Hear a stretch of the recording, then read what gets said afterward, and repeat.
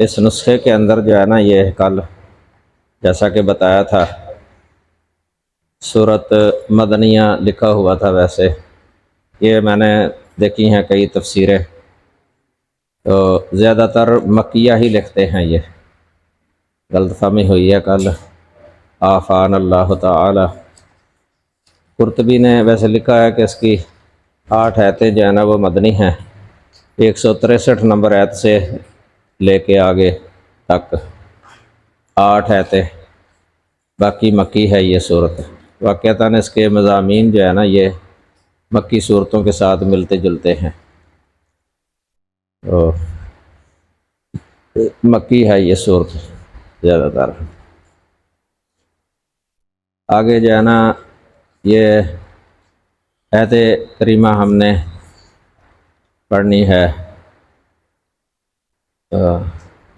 یا بنی آدم خذوا زینتکم عند کل مسجد وکلوا واشربوا ولا تسرفوا انہ لا یحب المسرفین۔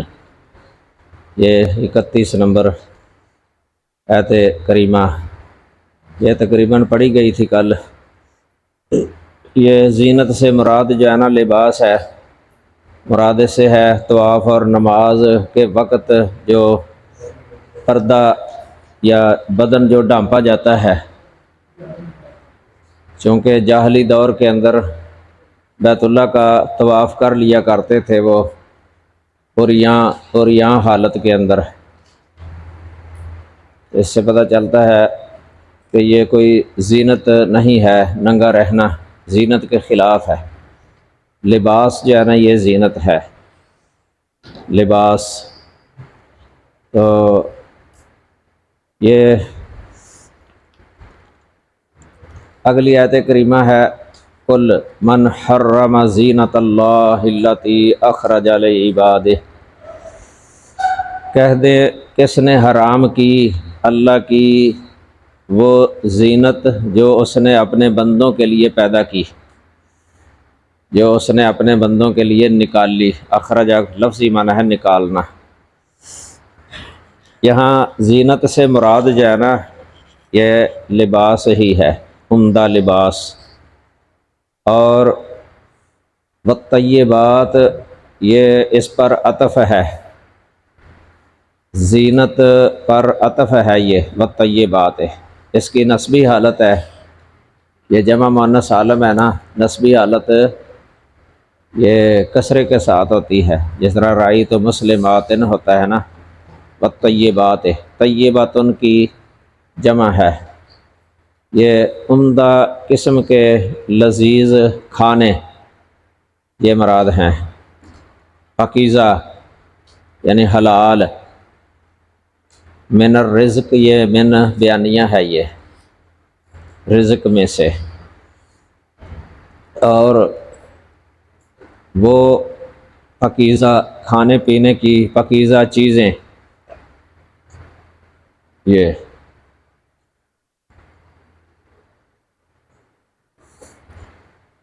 دنیا کے اندر یہ چیزیں تو سب ہی استعمال کرتے ہیں، مسلمان بھی اور کافر بھی، لیکن آخرت کے اندر پاکیزہ رزق اہل جنت کے لیے خاص ہے قیامت کے دن، اور کافر جو ہے نا وہ محروم ہے اس سے۔ اس لیے ادھر آ گیا قل ہی للذین آمنوا فی الحیات الدنیا، کہہ دیجئے یہ چیزیں ان لوگوں کے لیے جو ایمان لائے دنیا کی زندگی میں بھی ہیں، خالصۃ یوم القیامہ، جبکہ قیامت کے دن ان کے لیے خالص ہوں گی، یعنی اب دنیا میں بھی ہیں ان کے لیے حلال، اور آخرت میں ان کے لیے ہی یہ خالص ہوں گی، خاص۔ اس آیت میں ان لوگوں کی سخت تردید ہے جو اللہ تعالیٰ کی دی ہوئی نعمتوں کے ترک جانا، نعمتوں کو استعمال کرتے نہیں ہیں، اور ان کو ترک کرنا وہ درویشی سمجھتے ہیں، اور گھٹیا قسم کا کھانا کھاتے ہیں، اسی طرح گھٹیا قسم کا لباس پہنتے ہیں، اور اسے بڑی نیکی سمجھتے ہیں۔ کئی یہ جو ہے نا، یہ جو ملنگ پھر رہے ہوتے ہیں گندے لباس میں کے اندر، اور اسی کو وہ سمجھتے ہیں کہ یہ زہد ہے، تقوی پرہیزگاری سمجھتے ہیں، اور اس کو تزکیہ نفس خیال کرتے ہیں کہ ہر اچھی شے کو چھوڑ دینا دنیا کے اندر، اس کو سمجھتے ہیں کہ یہ تزکیہ نفس ہوتا ہے، اس سے یہ غلط ہے۔ تو اللہ تعالیٰ کی یہ نعمتیں ہیں۔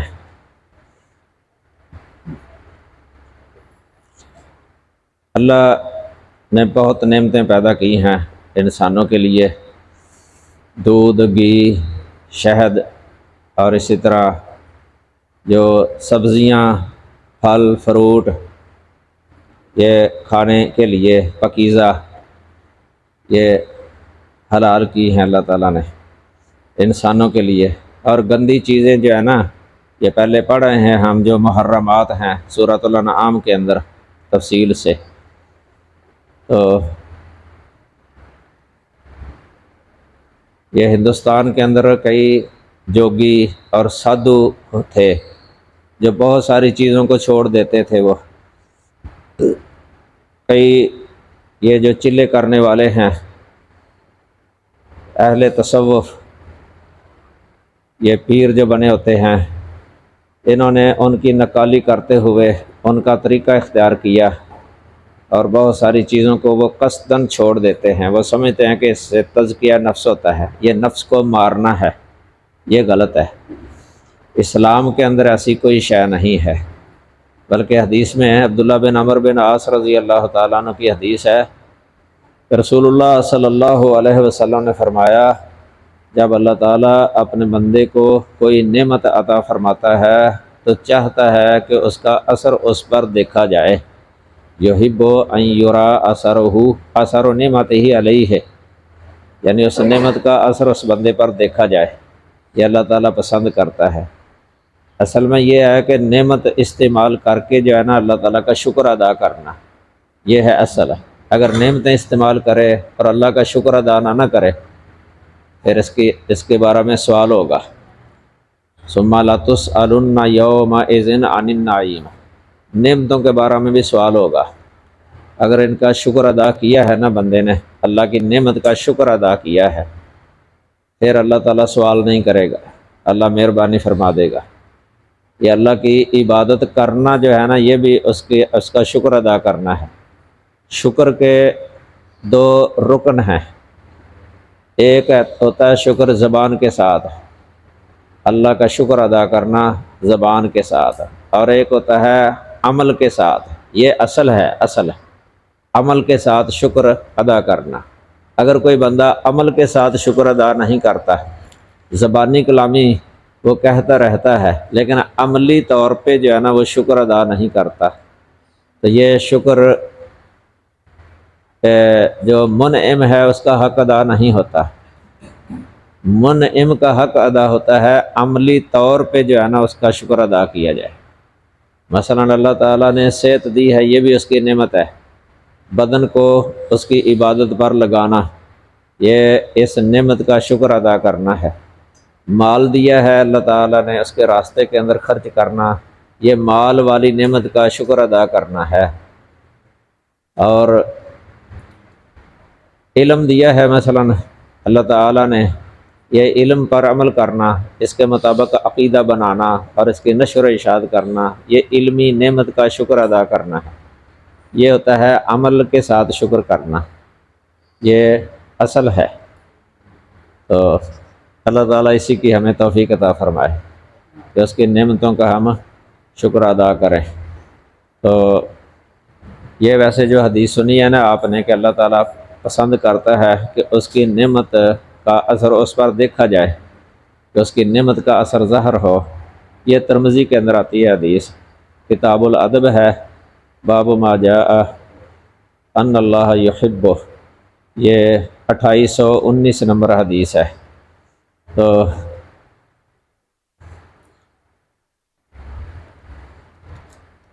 یہ شاہ عبد القادر صاحب کا حاشیہ جو ہے نا نقل کیا ہے تفسیر کے اندر، کہ منع کام میں خرچ نہ کرے، یعنی جو کام منع ہے اس میں خرچ نہ کرے۔ اس طرح باقی کھانا پینا سب روا ہے۔ جو نعمت ہے مسلمان کے واسطے پیدا ہوئی ہے، دنیا میں کافر بھی شریک ہو گئے، یعنی جو نعمتیں اللہ نے پیدا کی ہیں اصل میں مسلمانوں کے لیے پیدا کی ہیں، لیکن کافر بھی اس کے اندر شریک ہیں، یعنی کافروں کو بھی اجازت ہے دنیاوی جو نعمتیں ہیں ان کو استعمال کرنے کی۔ جس طرح ابراہیم علیہ السلام نے دعا کی تھی نا کہ یا اللہ جو ورزق اہلہ من الثمرات من آمن منہم، کہ تو پھلوں کا رزق دے اس کے رہنے والوں کو، مکہ میں رہنے والوں کو جو ان میں سے ایمان لائے۔ تو اللہ تعالیٰ نے یہ فرمایا تھا نا ومن کفر فامتعہ قلیلا، کہ جنہوں نے کفر کیا ہے نا ان کو بھی میں دوں گا، فائدہ دوں گا تھوڑا، تو پھر اس کو آگ کی طرف لاچار کر دوں گا۔ یہ اللہ تعالیٰ نے یہ نہیں کہا کہ میں کافروں کو نہیں دوں گا۔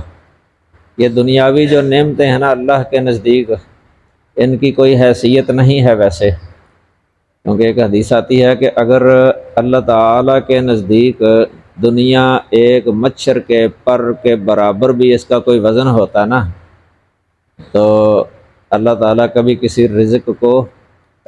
کسی کافر کو رزق نہ دیتا، اللہ کسی کافر کو روزی نہ دیتا اگر ایک مچھر کے پر کے برابر بھی اس کی کوئی حیثیت ہوتی۔ یہ دنیاوی نعمتیں جو ہے نا، اصل نعمتیں تو وہ روحانی نعمتیں ہیں جو مومنوں کے ساتھ خاص ہیں دنیا کے اندر۔ یہ ایمان سب سے بڑی نعمت ہے، عمل صالح بہت بڑی نعمت ہے، ایمان اور عمل صالح تقوی، یہ جسے یہ نعمت نصیب ہوگی سمجھو اسے سب کچھ مل گیا ہے، اور جو اس نعمت سے محروم رہ گیا نا وہ محروم ہی ہے، چاہے دنیا جتنی بھی ہو اس کے پاس، حکومت مل جائے اس کو، سونا چاندی اس کے پاس ہو، سب کچھ ہو، لیکن اس کے پاس کچھ بھی نہیں ہے۔ یہ اس میں کی جا سکتی ہیں نعمتوں کی مادی نعمتیں، روحانی نعمتیں۔ مادی نعمتیں اس میں سارے شریک ہیں۔ یہ رزق جو ملتا ہے، کھانا پینا، لباس، مکانات، سواریاں وغیرہ، یہ زندگی گزارنے کے جو اسباب اور ذرائع ہیں یہ سبھی شریک ہیں ان کے اندر، بلکہ کافروں کے پاس یہ زیادہ ہوتے ہیں دنیا کے اندر۔ تو باقی یہ جو دوسری نعمتیں ہیں ایمان، تقوی، پرہیزگاری، اور ان کا صلہ ملے گا آخرت کے اندر جنت۔ جنت بھی اللہ تعالیٰ کی بہت بڑی نعمت ہے، بہت بڑی نعمت ہے۔ تو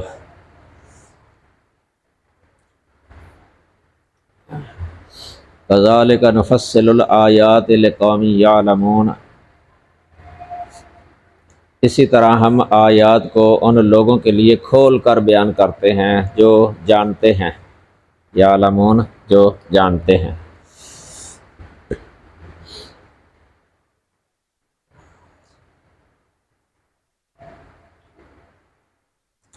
قل انما حرم ربی الفواحش ما ظہر منها وما بطن، کہہ دیں میرے رب نے تو صرف بے حیائیوں کو حرام کیا ہے۔ یہ انما کا معنی ہے صرف، حصر ہے یہ،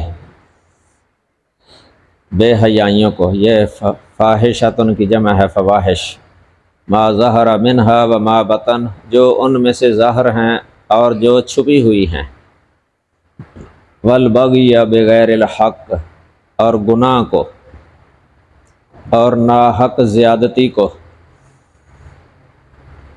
اسم گناہ، کئی مفسرین نے اسم کا معنی شراب کیا ہے، حسن بصری ہے نا انہوں نے بھی اس کی تفسیر خمر کے ساتھ کی ہے۔ لغت کے اندر ویسے یہ اسم شراب پر بول دیتے ہیں، یہ شراب پر اسم کا لفظ، اس لیے وہ شراب کے ساتھ اس کی تفسیر کرتے ہیں۔ اور یہ یاد رکھیں کہ خمر اور اسم میں عموم خصوص مطلق کی نسبت ہے، یعنی ہر خمر یہ اسم ہے لیکن ہر اسم یہ خمر نہیں ہے۔ اسم عام ہے، اگر عام معنی کیا جائے نا گناہ، پھر شراب بھی اس کے اندر آ جاتی ہے، اگر صرف شراب ہی اس کا منع کیا جائے تو پھر دوسرے گناہ وہ نہیں آتے، اس لیے بہتر ہے کہ اس کا منع گناہ ہی کر لیا جائے۔ گناہ یعنی چھوٹے بڑے سارے گناہ یہ اس میں آ جائیں گے، اور بغی جو ہے نا اس میں یہ لوگوں پر ظلم اور زیادتی کرنا یہ آ جائے گا بغی کے اندر۔ وَأَن تُشْرِكُوا بِاللَّهِ مَا لَمْ يُنَزِّلْ بِهِ سُلْطَانًا، اور یہ کہ تم اللہ کے ساتھ اسے شریک ٹھہراؤ جس کی اس نے کوئی دلیل نہیں اتاری، کوئی بھی دلیل نہیں اتاری۔ وَأَن تَقُولُوا عَلَى اللَّهِ مَا لَا تَعْلَمُونَ، اور یہ کہ تم اللہ پر وہ کہو جو تم نہیں جانتے۔ اس آیت کریمہ کے اندر نا محرمات میں سے 5 قسمیں بیان کی گئی ہیں، محرمات میں سے 5 قسمیں بیان کی گئی ہیں، اور یہ بھی انما کے ساتھ بیان کی گئی ہیں۔ انما یعنی کلمہ حصر کے ساتھ، جس کا معنی یہ بنتا ہے کہ ان کے علاوہ اور کوئی چیز حرام نہیں۔ یہاں پھر اعتراض ہوتا ہے کہ ان کے علاوہ بھی بہت ساری چیزیں حرام ہیں، تو یہ حصر کے ساتھ کیوں کہا گیا ہے؟ تو اس کا جواب جو ہے نا یہ امام رازی نے دیا ہے تفسیر کبیر کے اندر۔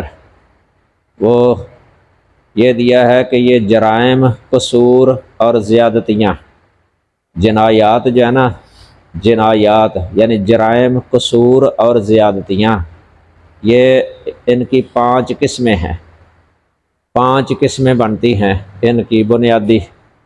باقی دوسری جو ہے نا وہ ان پر متفرع ہیں، یعنی سمجھو کہ ان کی وہ شاخیں ہیں، تو اصل جو ہے نا وہ ذکر ہو گئے ہیں، باقی جو ہے نا اصل کے تحت سب ہی آ جائیں گے۔ پھر بنیادی چونکہ 5 ہیں اس لیے گویا کہ سب ہی آ گئے ہیں ان کے اندر۔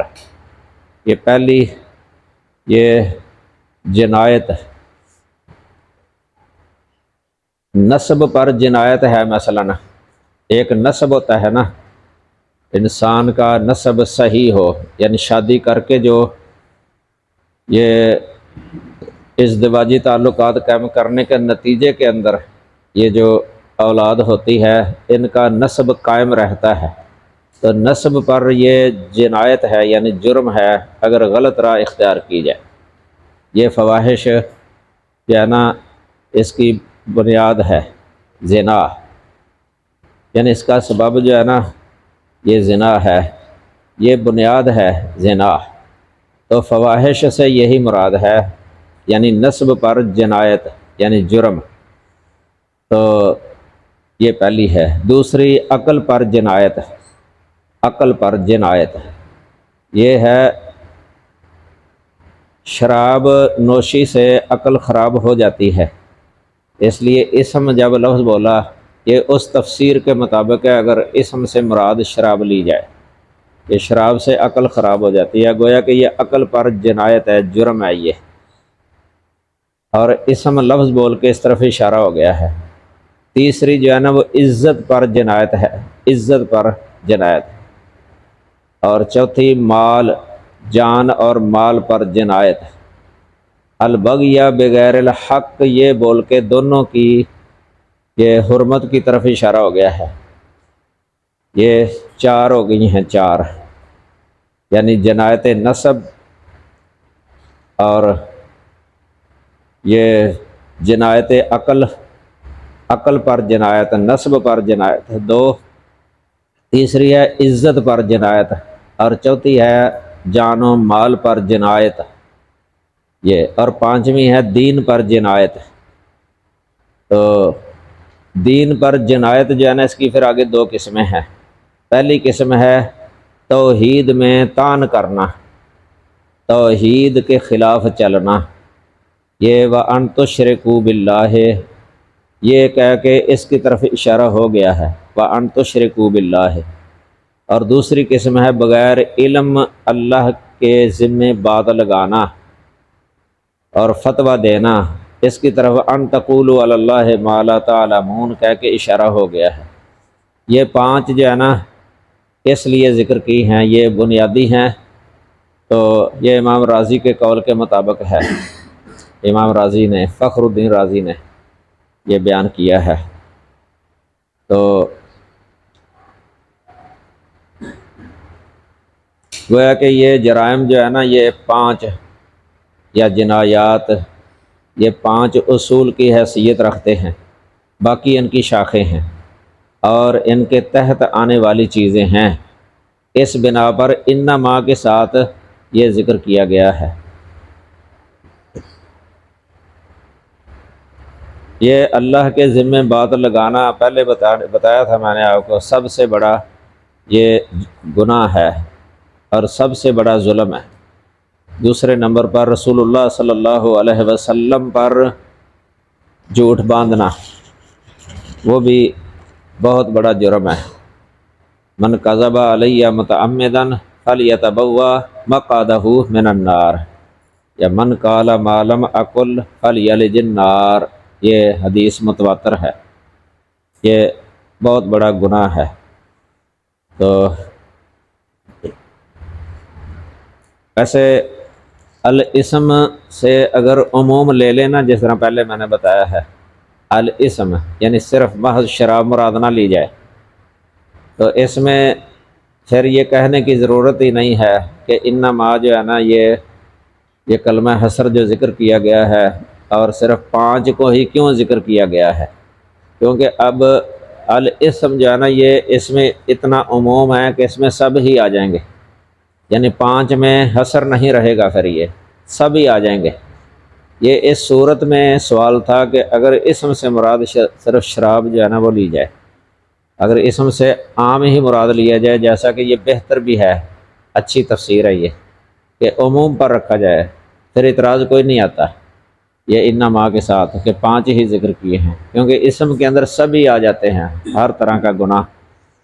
تو آگے فرمایا ہے وَلِكُلِّ أُمَّةٍ أَجَلٌ، ہر امت کے لیے ایک وقت ہے۔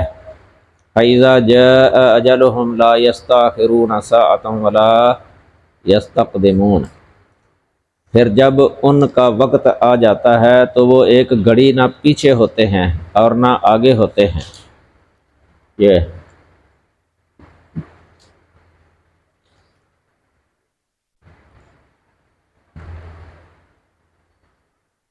یہ تو مراد اس سے ہے کہ امت کا ہلاک ہونا۔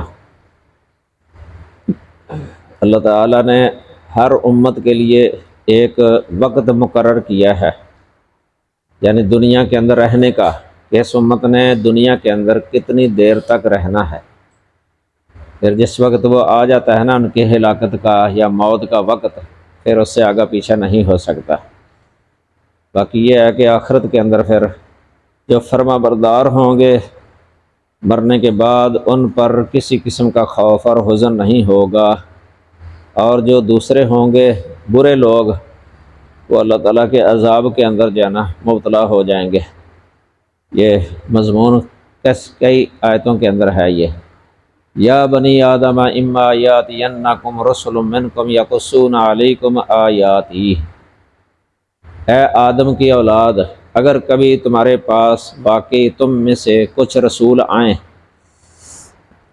رسول ان کا معنی ہے یقصون علیکم آیاتی، جو تمہارے سامنے میری آیات بیان کریں، فمن اتقی واصلح فلا خوف علیہم ولا هم یحزنون، تو جو شخص ڈر گیا اور اس نے اصلاح کر لی، یعنی اپنی اصلاح کر لی، فلا خوف علیہم، تو ان پر کوئی خوف نہیں اور نہ ہی وہ غمگین ہوں گے۔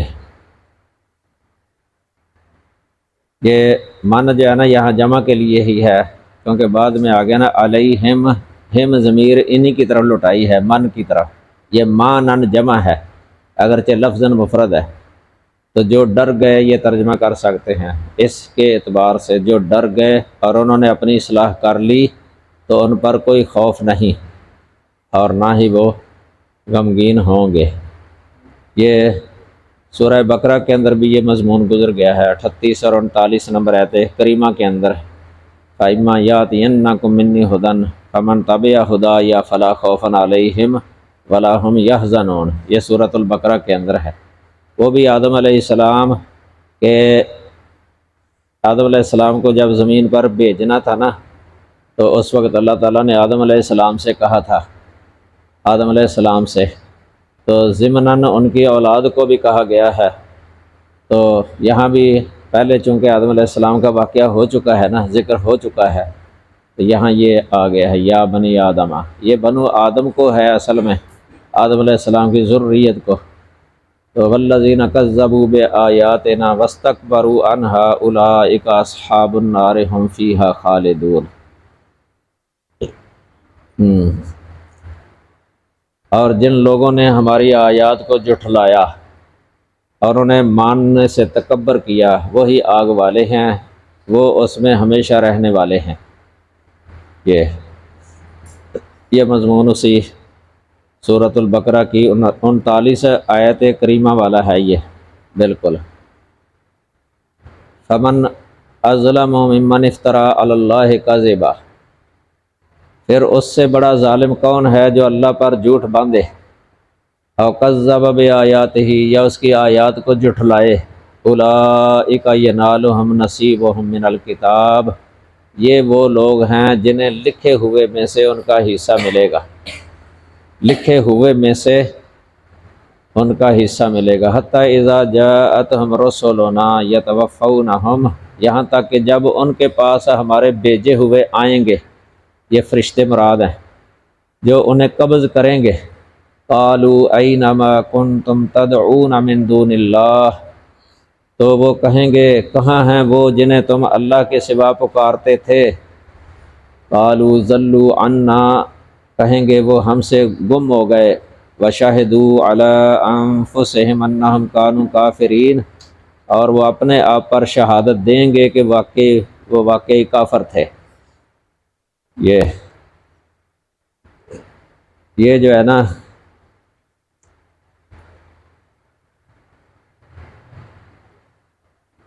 کافر لوگ، جہاں لفظ ہے کافرین، اور اس سے اوپر آیا ہے تدعون من دون اللہ، یہ ہے شرک۔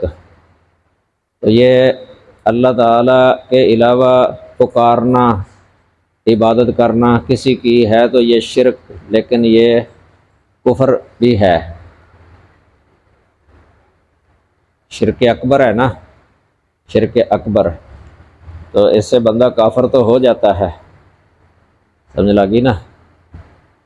ایک تو کفر دوسرا ہوتا ہے نا انکار والا، کہ بندہ انکار کر دیتا ہے، مثلاً رسولوں کا انکار کر دینا، آخرت کا انکار کر دینا، یا فرشتوں کا انکار کر دینا، تقدیر کا انکار کر دینا مثلاً، یا نماز کا ہی انکار کر دینا، اس کو کہتے ہیں کفر جحود یا کفر انکار۔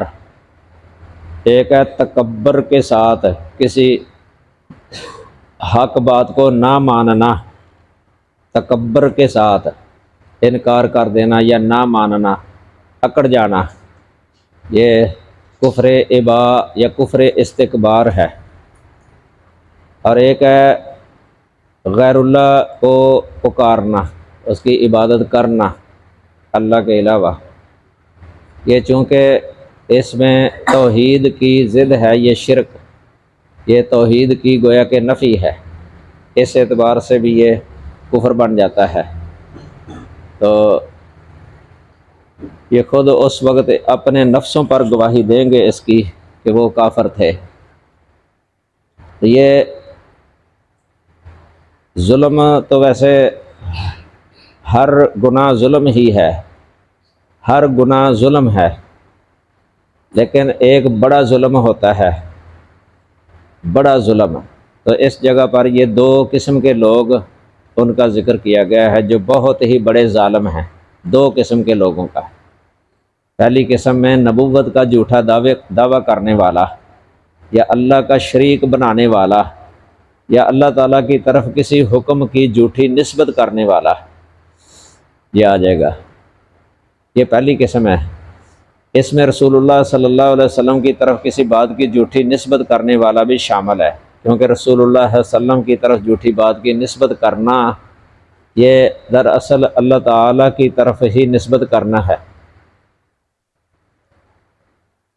کیونکہ جس کو اس کا علم نہیں ہوگا کہ رسول اللہ صلی اللہ علیہ وسلم کا نام آ گیا اس کے اندر، وہ سمجھے گا کہ یہ اللہ کے رسول کا فرمان ہے، سننے والا یہ سمجھے گا کہ یہ اللہ کے رسول کا فرمان ہے، اور اس سے جو ہے نا وہ اللہ تعالیٰ کا فرمان سمجھا جائے گا، کیونکہ رسول اللہ صلی اللہ علیہ وسلم اللہ تعالیٰ کی طرف سے ہی بیان کرتے تھے نا، جو امور تشریعیہ آپ نے بیان فرمائے ہیں، دین جو ہم تک پہنچایا ہے یہ اللہ کی طرف سے تھا۔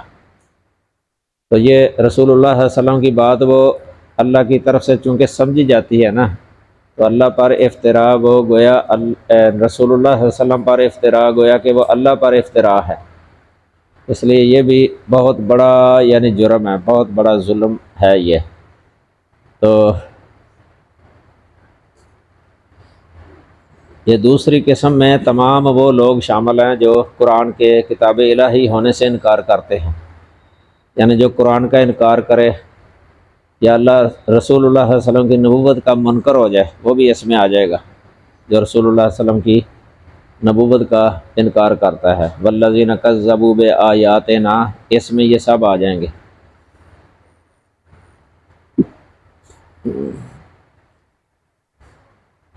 یہ اولئک ینالہم نصیبہم من الکتاب جو فرمایا ہے نا، یہ اللہ تعالیٰ نے یہ کتاب جو اللہ تعالیٰ نے جو لکھا ہے، کیونکہ کتاب سے مراد جو ہے لوح محفوظ ہے، لوح محفوظ کے اندر اللہ تعالیٰ نے جو حصہ عمر، رزق، راحت یا رنج وغیرہ لکھا ہے وہ انہیں ملے گا، اور اسی طرح ان کے ظلم اور بدکاری کے باوجود اس میں کمی نہیں کی جائے گی کہ شاید توبہ کر لیں، یہ نہیں ہے۔ اللہ تعالیٰ نے جو بھی لکھا ہے نا اس کے اندر وہ اپنے علم کے مطابق لکھا ہے۔ اللہ تعالیٰ کے بارے میں، اللہ تعالیٰ نے جن کے بارے میں، یہ اللہ تعالیٰ کو جن کے بارے میں یہ معلوم ہے نا کہ ان کی موت کفر پر ہی آنی ہے، ان کے بارے میں اسی طرح لکھا ہے کہ یہ کفر پر ہی مر جائیں گے بغیر توبہ کے۔ باقی جن کے بارے میں اللہ تعالیٰ کو یہ معلوم ہے نا کہ انہوں نے موت سے پہلے توبہ کر لینی ہے، ان کے بارے میں ایسے ہی لکھا ہے، کیونکہ لوح محفوظ کے اندر یہ لکھا ہے نا، یہ اللہ نے اپنے علم کے مطابق لکھا ہے، یہ یعنی جو کچھ ہونا تھا قیامت تک وہ اللہ تعالیٰ کو معلوم تھا، تو اس کے مطابق ہی اللہ تعالیٰ نے جو ہے نا وہ لکھ لیا ہے۔ یہ مبرم تقدیر کہلاتی ہے، تقدیر مبرم یعنی اٹل، فائنل، حتمی، جس کو کہتے ہیں اٹل، حتمی، اس کے اندر جو ہے نا کوئی تبدیلی نہیں ہوتی۔ باقی وہ ایک تقدیر ہوتی ہے معلق، معلق وہ ہوتی ہے کہ بندے نے جس طرح کا سبب اختیار کرنا ہے نا اس سبب کے ساتھ معلق کر کے لکھیے کہ اگر یہ بندہ، اس بندے نے فلاں سبب اختیار کر لیا تو پھر اس کی تقدیر یہ ہے، اگر اس نے یہ سبب اختیار نہ کیا پھر اس کی تقدیر ایسے ہے۔ یہ ہوتی ہے معلق تقدیر۔ معلق میں سے ہی ایک شکل جو ہے نا وہ پھر مبرم بن جاتی ہے، یعنی اللہ تعالیٰ کو علم ہوتا ہے کہ اس نے یہ سبب اختیار کرنا ہے یا نہیں کرنا، تو اس کے مطابق جو لکھی ہوئی ہے نا آخری فائنل وہ ہے مبرم تقدیر۔ بندے کو کوئی پتہ نہیں ہوتا کہ میری تقدیر کیسے ہے، یہ کسی کو پتہ نہیں ہے، یہ اس وقت پتہ چلتا ہے جب وقوع ہو جاتا ہے نا، اس وقت پتہ چلتا ہے بندے کو۔ وقوع کے بعد یہ سمجھیں کہ جو واقعہ ہو چکی ہے نا وہ ہے اٹل، فائنل، وہ مبرم ہے، وقوع کے بعد پتہ چلتا ہے اس کا، وقوع سے پہلے بالکل نہیں پتہ ہوتا۔ سمجھ لگی نا؟ جس طرح ہم پڑھتے نہیں ہیں وَقِنِي شَرَّ مَا قَضَيْتَ یا وَقِنَا شَرَّ مَا قَضَيْتَ، دعائے قنوت وطر میں یہ ما قضیت بھی ہے، لیکن پھر بھی ہم دعا کر رہے ہیں کہ یا اللہ ہمیں اس کے شر سے بچا جو تو نے فیصلہ کیا ہے۔ یہ فیصلہ کیا ہے اللہ تعالیٰ نے، لیکن فیصلہ اس طرح ہے کہ اگر اس بندے نے دعا نہ کی تو پھر یہ شر اس کے مقدر میں ہے، اگر اس بندے نے دعا کر لی نا تو پھر اس شر سے میں اس کو بچا لوں گا۔ تو اللہ کو آگے پتہ ہے کہ اس نے دعا کرنی ہے یا نہیں کرنی، اس کے مطابق بھی لکھا ہے تقدیر کے اندر، اس کو تقدیر مبرم کہا جاتا ہے، سمجھ لگے نا۔ اس لیے ایک حدیث آتی ہے لا يرد القدر الا الدعاء، کہ تقدیر کو دعا ہی رد کرتی ہے، دعا۔ اس کی کئی نظیریں ہیں، جس طرح قرآن میں آتا ہے بنی اسرائیل سے کہا گیا تھا ادخلوا الارض المقدسۃ التی کتب اللہ لکم، کہ داخل ہو جاؤ اس زمین کے اندر جو اللہ تعالیٰ نے تمہارے لیے لکھ دی ہے۔ یہ بھی آیا ہے کہ اللہ تعالیٰ نے تمہارے لیے لکھ دی ہے، تو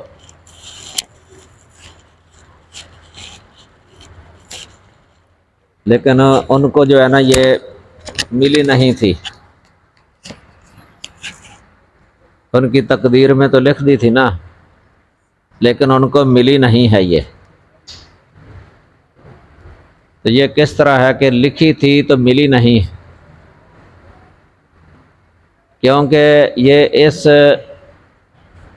شرط کے ساتھ لکھی تھی اللہ تعالیٰ نے کہ یہ اگر داخل ہو جائیں گے، یہ داخل ہونا جو ہے نا یہ سبب تھا اس کے حصول کے لیے، لیکن وہ داخل ہوئے ہی نہیں تو پھر ان کو نہیں ملی۔ یعنی اس طرح لکھی ہوئی تھی اللہ تعالیٰ نے کہ اگر یہ داخل ہوں گے تو ان کے مقدر میں ہو جائے گی، لیکن وہ داخل نہیں ہوئے تھے تو ان کے مقدر میں نہیں ہوئی، سمجھ لگی نا۔ وہ تو موسیٰ علیہ السلام سے کہنے لگے تھے اذهب انت وربک فقاتلا انا ہاہنا قاعدون، وہ گئے ہی نہیں، تو حالانکہ ان سے کہا گیا تھا کہ جب تم داخل ہوگے نا تو وہ تم غالب ہی ہوگے، تمہارے لیے ہے وہ، اللہ تعالیٰ نے تمہیں دے دینی ہے۔ آگے سمجھے؟ اس کی مثال اس طرح سمجھ لیں کہ اس طرح جو بندہ کسب کرتا ہے نا، اس کسب پر اللہ تعالیٰ نے رزق مقدر کیا ہوتا ہے اس کے لیے، کسب پر جو کماتا ہے بندہ، تو جو اگر کمائی نہ کرے تو پھر نہیں ملتا وہ رزق، اگر کمائی کر لے، نکلے، تلاش کر لے تو مل جاتا ہے، اگر تلاش نہ کرے، نہ نکلے تو نہیں ملتا۔ یہ لکھا ہوتا ہے کہ اگر اس نے یہ تلاش کیا، کمائی کی، تو پھر یہ سبب ہے ایک، اس سبب کے ساتھ معلق ہوتا ہے وہ رزق جو مقدر کیا ہوتا ہے۔ اس کی مثال یہ سمجھ لیں جس طرح پرندوں کے بارے میں حدیث آتی ہے، انسانوں کو کہا ہے نا لو انکم توکلتم علی اللہ حق توکلہ لرزقکم کما یرزق الطیور یا طیرہ تخرج خماسا وترجع بطانا، یعنی اگر تم اللہ پر توکل کر لو جس طرح اس پر توکل کرنے کا حق ہے تو وہ تمہیں اس طرح رزق دے جس طرح پرندوں کو رزق دیتا ہے۔ وہ پرندے جو ہے نا نکلتے ہیں تو خالی پیٹ ہوتے ہیں، جب واپس جاتے ہیں تو پیٹ بھرے ہوتے ہیں۔ اب پرندہ جب نکلتا ہے تو خالی پیٹ ہوتا ہے، وہ نکلتا ہے، تلاش کرتا ہے نا اپنی روزی، تو اللہ تعالیٰ دے دیتا ہے۔ اگر وہ پرندہ نکلے ہی نہ، اپنے گھونسلے کے اندر ہی بیٹھا رہے، تو وہاں رزق جو ہے نا پھر نہیں ملے گا۔ وہ نکلتے ہیں تو رزق ملتا ہے نا، تلاش کرتے ہیں، تو اللہ تعالیٰ نے اس طرح اس سبب پر جو ہے نا وہ مرتب کیا ہوا ہے۔ اسی طرح بندہ سبب اختیار کرے نا تو اللہ تعالیٰ اس پر نتیجہ مرتب کر دیتا ہے، وہ لکھا ہوتا ہے ان اللہ لا یغیر ما بقوم حتی یغیروا ما بانفسہم، اس آیت کا بھی یہی مطلب ہے۔ آگے سمجھے؟ تو اولئک نصیبہم ینالہم نصیبہم من الکتاب، اس کا مطلب یہ ہے کہ اگر کوئی بندہ برا راستہ اختیار کر لیتا ہے نا دنیا کے اندر، اس پر اللہ تعالیٰ نے جو نتیجہ مرتب کیا ہے نا عذاب، وہ ملے گا۔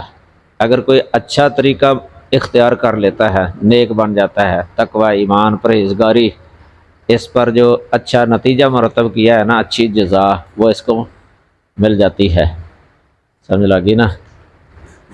اس سے یہ بھی پتہ چلتا ہے کہ یہ فرشتے جو ہے نا جس وقت انسان کی روح نکالتے ہیں اس وقت بھی انہیں ڈانٹتے ہیں، کہتے ہیں کہ کہاں ہیں وہ جنہیں تم اللہ کے سوا پکارتے تھے؟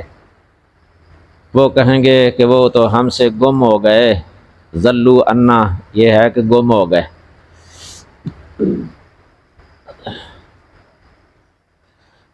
اور وہ اپنے آپ پر شہادت دیں گے کہ واقعی وہ کافر تھے۔ اس آیت میں یہ آیت جو ہے نا صریح نص ہے کہ اللہ کے سوا کسی کو بھی پکارنا، اس سے مدد مانگنا، فریاد کرنا، استغاثہ کرنا، اسے غوث یا مشکل کشا کہنا یا سمجھنا، یہ کفر ہے۔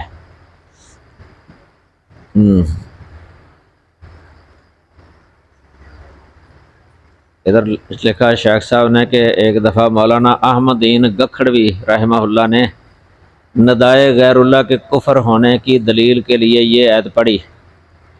مناظرہ ہو رہا تھا کسی کے ساتھ کہ ندائے غیر اللہ کفر ہے یا نہیں، تو انہوں نے یہی آیت پڑھی اور آخر گفتگو تک اسی پر قائم رہے۔ غیر اللہ کو پکارنے والوں میں سے کوئی بھی اس آیت کا جواب نہیں دے سکا، اس آیت کا جواب نہیں دے سکا۔ تو یہ واضح دلیل ہے۔ قال ادخلوا فی امم قد خلت من قبلکم من الجن والانس فی النار، اللہ فرمائے گا ان جماعتوں کے ہمراہ جو جنوں اور انسانوں میں سے تم سے پہلے گزر چکی ہیں، داخل ہو جاؤ، آگ میں داخل ہو جاؤ۔ ادخلوا فی النار ہے نا، فی النار ادخلوا کے متعلق ہے، یہ ادخلوا فی النار اصل میں اس طرح ہے، یعنی آگ میں داخل ہو جاؤ، فی امم ان امتوں میں جو تم سے پہلے گزر گئیں، جنوں اور انسانوں میں سے، کیونکہ پہلے کئی جاتے ہیں یا آگ کے اندر پہلے کئی داخل ہوں گے، کئی امتیں، کئی بعد میں داخل کی جائیں گی آگ کے اندر، تو یہ سب اکٹھے داخل نہیں کیے جائیں گے جہنم کے اندر قیامت کے دن بھی۔ امتیں جو ہے نا پہلے ان کو داخل کیا جائے گا جو زیادہ ہی بڑے تھے، سردار، جو مطاع تھے، جن کے پیچھے دوسرے لگے ہوئے تھے نا چھوٹے طبقے کے، تو بڑوں کو پہلے داخل کیا جائے گا، کبراء جو تھے ان کے، اور جو ان کے ماتحت تھے ان کو بعد میں داخل کیا جائے گا۔ یہ پیچھے جو آیا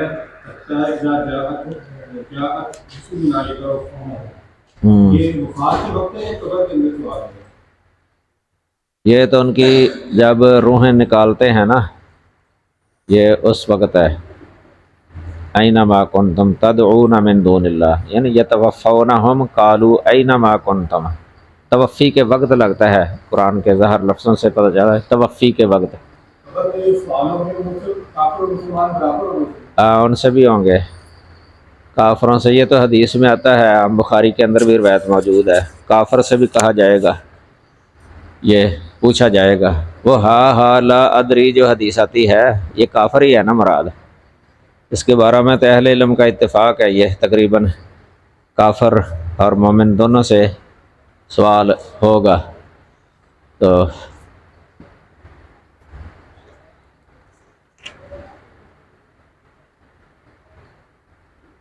آگے یہ کلما دخلت امۃ لعنت اختها، یہ جب بھی کوئی جماعت داخل ہوگی،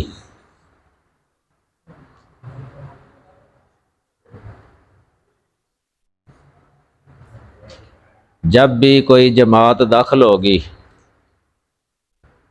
آگ میں داخل ہوگی مراد ہے، لعنت اختها،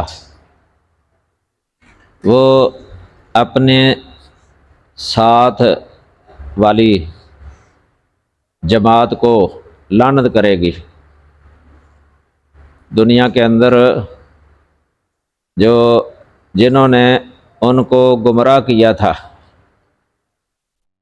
ان پر جن کو گمراہ کیا گیا ہے نا، یہ ان کو لعنت کریں گے، سمجھ لگی نا، حتی اذا ادارکوا فیہا جمیعا، یہاں تک کہ جس وقت سب ایک دوسرے سے آ ملیں گے، یہ ادارکوا اصل میں تھا تدارکوا، باب تفاعل ہے، یہ تدارکوا تعلیل کے بعد ادارکوا بن گیا ہے،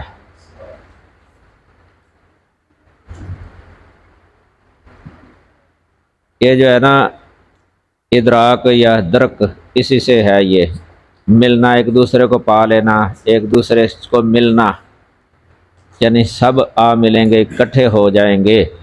قالت اخراہم لأولاہم، تو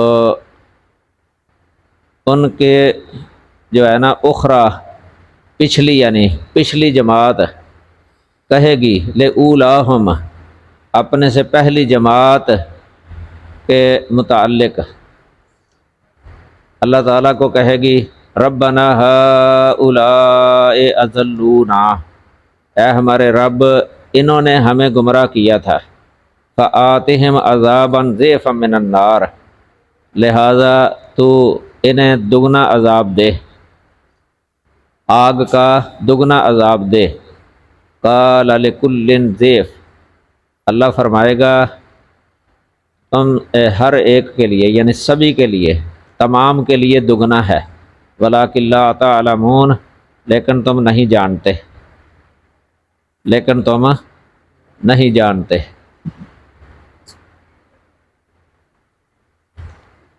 معنی تو ان کا ویسے واضح ہی ہے، تو یہ اصل میں جو اضلال ہے نا، اضلونا، یہ گمراہ کرنا، گمراہی کے راستے پر لگا دینا، کسی کو حق سے ہٹا دینا، اس میں آ جائے گا یہ، تو عذاب ان کو برابر کا ہی ہوگا۔ مجرم سبھی ہیں یہ، جن کی پیروی کی گئی اور جنہوں نے پیروی کی، یہ سب عذاب کے اندر داخل ہوں گے۔ اللہ اکبر، یہ مکالمہ ہے یعنی ان کا۔ وقالت اولاہم لاخراہم، اور ان کی پہلی جماعت اپنی پچھلی جماعت سے کہے گی فما کان لکم علینا من فضل، تو تمہاری ہم پر کوئی برتری تو نہ ہوئی، تمہاری ہم پر کوئی برتری تو نہ ہوئی، فضل یعنی اگر ہم مجرم اور بدکار تھے تو تمہارا حال ہم سے کون سا بہتر تھا، تم نے بھی اپنی مرضی سے کفر کی روش اختیار کی، اگر ہم نے تمہیں گمراہ کیا تھا تو تم نے بھی کتنے لوگوں کا بیڑا غرق کیا، اب تمہیں ہم پر کوئی کون سی برتری حاصل رہی۔ یہ اس طرح سلسلہ ان کا چلتا رہتا ہے نا گمراہ لوگوں کا، یعنی اوپر والے بعد والوں کو گمراہ کرتے ہیں نا، تو بعد والے جو نا اپنے سے بعد والوں کو گمراہ کرتے ہیں، وہ اپنے سے بعد والوں کو گمراہ کرتے ہیں، یہ صفت تو ان دونوں کے اندر موجود ہے برابر کی، تو اس لیے عذاب جو ہے نا ان کو برابر کا ملے گا۔ فذوقوا العذاب بما کنتم تکسبون، تو عذاب چکھو اس کے بدلے جو تم کمایا کرتے تھے۔ اللہم لا تجعلنا منہم، اللہم لا تجعلنا منہم۔ ان الذین کذبوا بآیاتنا واستکبروا عنہا، بے شک جن لوگوں نے ہماری آیات کو جھٹلایا اور انہیں قبول کرنے سے تکبر کیا، قبول کرنے سے تکبر کیا، لا تفتح لهم ابواب السماء، ان کے لیے نہ آسمان کے دروازے کھولے جائیں گے، ولا يدخلون الجنہ، اور نہ وہ جنت میں داخل ہوں گے، حتی یلج الجمل فی سم الخیاط، یہاں تک کہ اونٹ سوئی کے ناکے میں داخل ہو جائے۔ یہ تعلیق بالمحال ہے، یہ یعنی ایسی کام کے ساتھ معلق کر دینا، ایسی شرط لگا دینا جو کبھی پوری نہ ہو، ناممکن ہو، محال ہو اس کا پورا ہونا۔ اب اونٹ کا سوئی کے ناکے میں داخل ہونا یہ ناممکنات میں سے ہے، محالات میں سے ہے، نہ یہ ہو سکے اور نہ ہی یہ جنت کے اندر داخل ہو سکیں، یعنی ان کا جنت کے اندر داخل ہونا ناممکن ہے، محال ہے۔ یہ بہت بڑی وعید ہے، یہ بہت بڑی وعید۔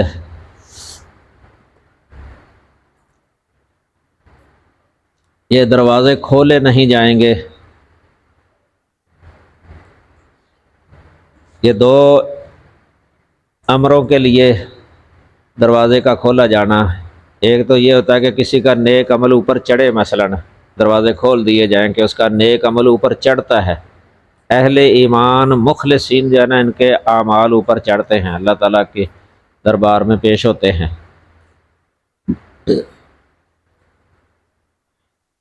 الیہ یرفع الکلم الیہ یصعد الکلم الطیب والعمل الصالح،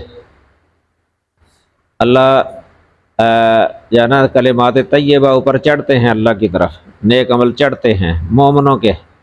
کافر کا کوئی نیک عمل اوپر نہیں چڑھتا، دروازہ ہی نہیں کھولا جاتا۔ ایک یہ، دوسرا یہ ہے کہ جس وقت یہ فوت ہوتا ہے نا بندہ، مومن کی روح جو ہے نا یہ اوپر چڑھتی ہے، ساتوں آسمانوں کے اوپر چلی جاتی ہے، فرشتے استقبال بھی کرتے ہیں۔ لیکن کافر کی روح جو ہے نا، اس کے لیے دروازہ ہی نہیں کھولا جاتا، پہلا دروازہ ہی نہیں کھولا جاتا، فرشتے نفرت کرتے ہیں، بدبو آتی ہے۔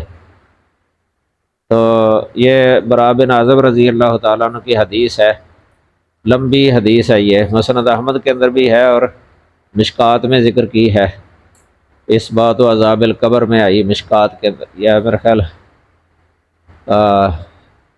اس میں ہے کہ یا کتاب الجنائز کے اندر ہے، ضرور مشکات کے اندر۔ لمبی روایت ہے یہ، ہمارے شیخ حافظ عبد المنان نور پوری رحمہ اللہ کے جو خطبات ہیں نا، جنازے کے احکام و مسائل پر خطبے ہیں 40 چھپے ہوئے ہیں، یہ 40 اردو کے اندر۔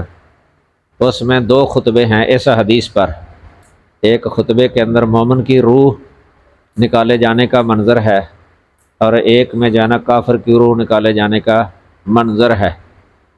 اس میں آتا ہے کہ وہ کافر کے لیے دروازے نہیں کھولے جاتے، تو بلکہ اس میں وہ اعادہ روح فی الجسد کا بھی ذکر ہے، ثم تعاد روحہ الی جسدہ، یعنی اس کی روح اس کے جسد کی طرف لوٹا دی جاتی ہے۔ یہ کافر کے لیے بھی ہے اور مومن کے لیے بھی ہے۔ اور ابن ماجہ کے اندر بھی ایک حدیث آتی ہے، ابو ہریرہ رضی اللہ تعالی عنہ کی، آخر میں ہے یہ کتاب الزہد، تو تسیر الی القبر، وہاں یہ لفظ آتا ہے کہ روح جو ہے نا وہ لوٹتی ہے قبر کی طرف، سوال جواب کے وقت جو ہے نا یہ قبر کی طرف روح لوٹتی ہے، یہ ہے اس میں۔ یہ کئی لوگ اس کا انکار کرتے ہیں، اعادہ روح فی الجسد کا، پرانے بھی اہل بدع انکار کیا کرتے تھے۔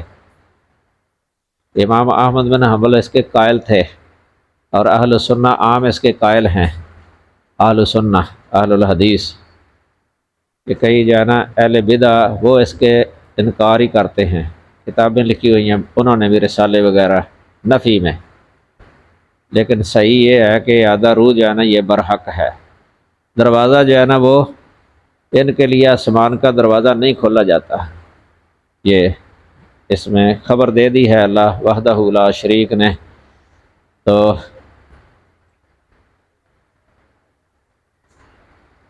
یہ مسند احمد کی جو روایت ہے نا،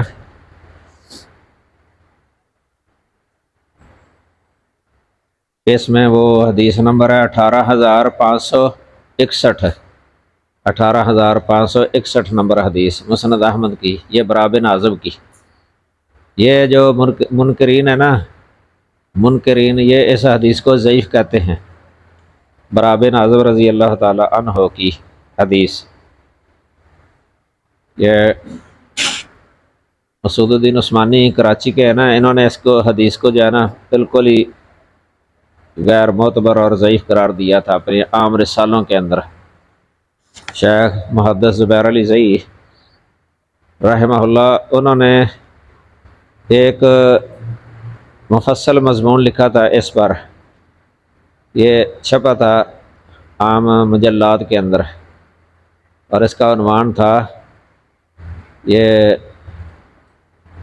عثمانی گروپ اور اجمل خان کے نام ایک کھلا کھاتا ہے، یعنی جو اس کے منکر تھے نا، اعادہ روح فی الجسد کے جو منکر تھے اور عذاب قبر کے جو منکر تھے، ان کے نام کھلا کھاتا ہے۔ یہ کافی تفصیلی مضمون ہے، انہوں نے اس حدیث کو ویسے ثابت ہی کہا ہے کہ یہ حدیث ثابت ہے، ضعیف نہیں ہے، ان کے جوابات دیے۔ یہ دو راویوں پر جرح کرتے تھے، زازان اور عمر بن منہال، ان دو راویوں پر جرح کرتے تھے۔ ان کے جوابات دیے ہیں اس کے اندر۔ یہ مقالات جو ہے نا شیخ صاحب کے، جو 6 جلدوں میں چھپے ہوئے، ان کے اندر ہے، یہ پورا چھپا ہوا ہے۔ کوئی مجلہ نہ بھی ملے تو ان میں آدمی پڑھ سکتا ہے۔ الاخوہ ایک رسالہ نکلتا تھا، اس میں یہ چھپے تھے 2 قسطوں میں، بہترین ہے یہ۔ اور شیخ ناصر الدین البانی صاحب کے ایک شاگرد ہیں شیخ عاصم کریوتی حافظہ اللہ، انہوں نے بھی مسعود الدین عثمانی کے خلاف ایک رسالہ لکھا تھا، اس کا نام ہے اعادۃ الروح فی الجسد، عربی میں اعادۃ الروح فی الجسد، عثمانی کا رد تھا اس کے اندر۔ محدث ہیں یہ، بہت بڑے، شیخ البانی صاحب کے شاگرد ہیں، شیخ عاصم کریوتی حافظہ اللہ، انہوں نے رسالہ لکھا تھا۔ یہ عقیدے کی کتابوں کے اندر لکھا ہوتا ہے یہ عام طور پہ کہ عذاب قبر جانے یہ حق ہے، اور سوال جواب جو ہوتے ہیں قبر کے اندر سوال، یہ بھی برحق ہے، اور روح کا لٹایا جانا میت کے بدن کے اندر سوال جواب کے وقت، یہ بھی حق ہے، یہ حق ہے۔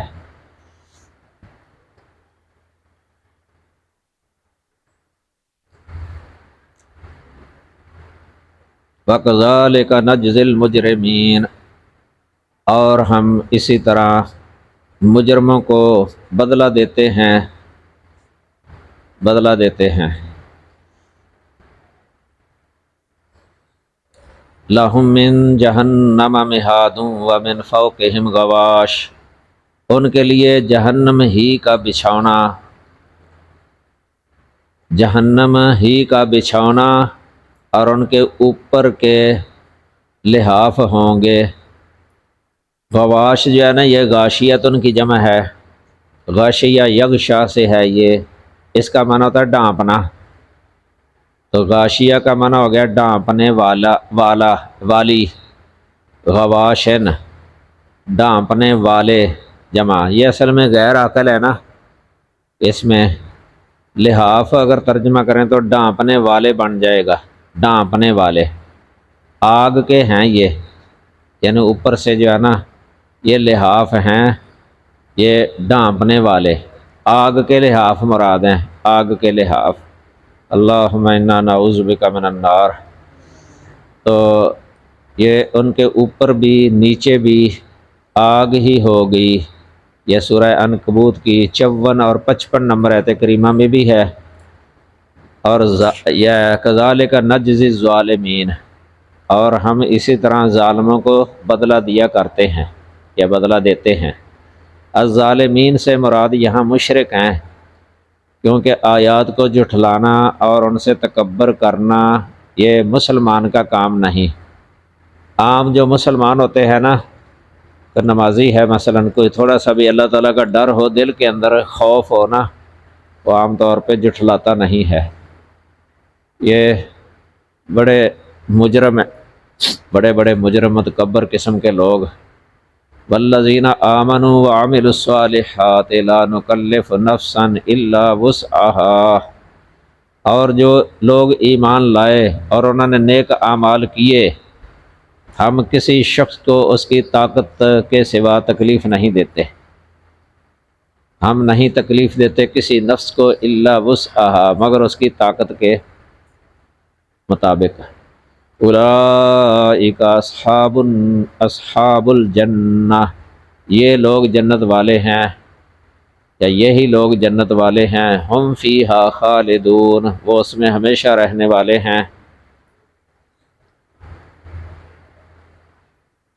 یہ جو درمیان میں ہے نا لا نکلف نفسا الا وسعها، یہ جملہ معترضہ ہے، جملہ معترضہ، اصل میں اسی طرح ہی ہے، والذین آمنوا وعملوا الصالحات اولئک اصحاب الجنہ ہم فیہا خالدون، یہ درمیان میں جملہ معترضہ ہے، سمجھ لگی نا۔ اس کا اصل مقصد تو یہی ہے نا کہ جنت میں جانے کے لیے اللہ تعالیٰ نے جو کام فرض کیے ہیں نا، وہ انسان کی وسعت اور طاقت سے زیادہ نہیں، جتنے بھی احکام و مسائل کا پابند بنایا ہے اللہ تعالیٰ نے انسان کو، یہ اس کی طاقت سے بڑھ کر نہیں ہے، کیونکہ اگر اس کی طاقت سے بڑھ کر ہوتا نا اللہ مکلف ہی نہ بناتا۔ اصول فقہ کی کتابوں میں یہ بات لکھی ہوتی ہے تکلیف ما لا یطاق کے بارے میں، کیا تکلیف ما لا یطاق جو ہے نا یہ دی جا سکتی ہے یا نہیں، کہ ایک بندے کی طاقت میں ہی نہیں ہے تو کیا اس کو اللہ حکم دیتا ہے کہ یہ کر تو، حالانکہ اس کی طاقت میں نہیں ہے تو اللہ کہے کر، ایسے نہیں ہے۔ لا یکلف اللہ نفسا الا وسعها، یہ کئی آیات میں ہے۔ یہ تکلیف کا معنی ہوتا ہے پابند کر دینا کہ یہ کرنا ہے تو نے، اللہ نے انہی کاموں کا مکلف بنایا ہے انسان کو جو اس کی حیثیت وسعت کے اندر ہیں، اس کی طاقت کے اندر ہیں، سمجھ لگی نا۔ مثال کے طور پہ آپ خود دیکھ لیں، جو انسان مریض ہوتا ہے نا اس سے تخفیف کی گئی ہے، مریض اس کو یہ نہیں کہا گیا کہ تو نے ایسے کرنا ہے، من کان منکم مریضا او علی سفر فعدۃ من ایام اخر، دیکھ لو۔ اسی طرح یہ لیس علی الاعمى حرج ولا علی الاعرج حرج، نبینے پر کوئی حرج نہیں کہ نہیں جاتا، نہ جائے تو کوئی حرج نہیں، لنگڑے پر کوئی حرج نہیں نہ جائے جہاد کے اندر کیونکہ وہ معذور ہے۔ اسی طرح مثلا ایک بندہ کھڑے ہو کے نماز نہیں پڑھ سکتا، کھڑا ہی نہیں ہوا جاتا، تو اس کو یہ نہیں کہا گیا کہ کھڑے ہو کے ہی نماز پڑھنی ہے۔ ابھی اصلا نے فرمایا صلی قائما فإن لم تستطع فقاعدا، فإن لم تستطع فعلی اضطجاع جو ہے نا، اضطجاع کی حالت لیٹ کے یعنی پڑھ لے کروٹ کے بل یا جس طرح بھی، تو یہ ہے، یہ پابند نہیں کیا کہ تو نے لازمی۔ اس طرح مثلا اگر کوئی وضو نہیں کر سکتا، پانی استعمال نہیں کر سکتا، تو اس کے لیے تیمم ہے، مریض یہ ہے، کئی مثالیں بن سکتی ہیں۔ جس طرح یہ حج کوئی جا نہیں سکتا، مالی استطاعت ہے تو کوئی دوسرا اس کی طرف سے حج بدل یہ نکال دیا، اس کو نہیں کہا کہ لازمی تو نے ہی جانا ہے حج کے لیے، آگے سمجھے، کئی مثالیں بن سکتی ہیں۔ تو یہ اللہ تعالیٰ رحیم بھی ہے نا، مہربان ہے، بہت مہربان ہے۔ تو نبی صلی اللہ علیہ وسلم کی حدیث بھی آتی ہے کہ ما نہایتکم فاجتنبوہ فاذا امرتکم فاتوا منہ ما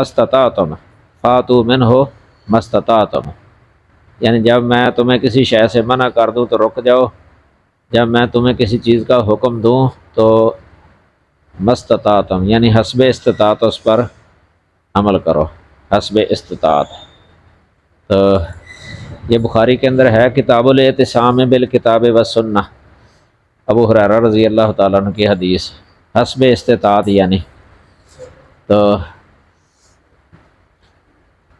اولئک اصحاب الجنہ ہم فیہا خالدون، یہ ایمان اور عمل صالح جو ہے نا یہ سبب ہے،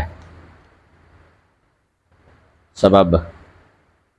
وَنَزَعْنَا مَا فِي صُدُورِهِم مِّنْ غِلٍّ، اور ان کے سینوں میں جو بھی کینہ ہوگا ہم نکال دیں گے۔ نَزَعَ يَنزَعُ، اس کا معنی ہوتا ہے نکال دینا، چھین لینا، نکال دینا، نزع۔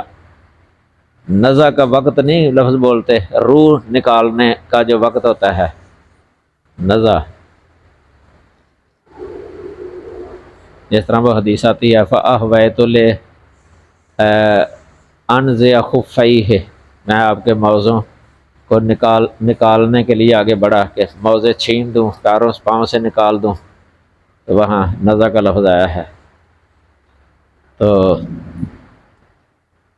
اللہ تعالیٰ جنت میں داخل ہونے سے پہلے پہلے جو ہے نا اہل جنت کے دلوں کے اندر جو دنیا میں کوئی رنجشیں تھیں، کوئی کینے وغیرہ، تو غلط فہمیوں کی وجہ سے کئی دفعہ ہو جاتے ہیں، اختلافات ہو جاتے ہیں، تو اللہ تعالیٰ یہ سب نکال دے گا۔